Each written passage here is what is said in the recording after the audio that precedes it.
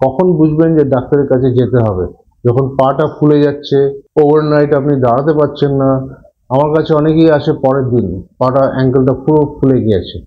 আর অনেকেই আসে যারা 3 সপ্তাহ 4 সপ্তাহ পরে আসে, তখন অ্যাঙ্কেল ইনস্টেবল হয়ে গেছে।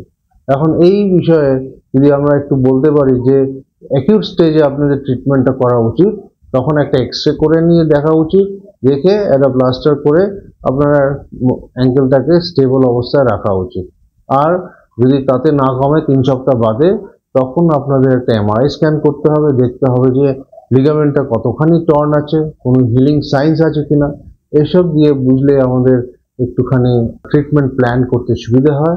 ওই ল্যাটারাল লিগামেন্ট রিকনস্ট্রাকশন, এটার একটা টেকনিক আছে, এইটা আপনাদেরকে বোঝানো যাবে না, it's a difficult technique, but তাতে কি হয়, পেশেন্টের অ্যাঙ্কেলটা স্টেবল হয়ে যায় রিপেয়ারের মাধ্যমে, আর মাস 2-3-এর মধ্যে ওরা নিজের অ্যাক্টিভিটি লেভেলে পৌঁছতে পারে।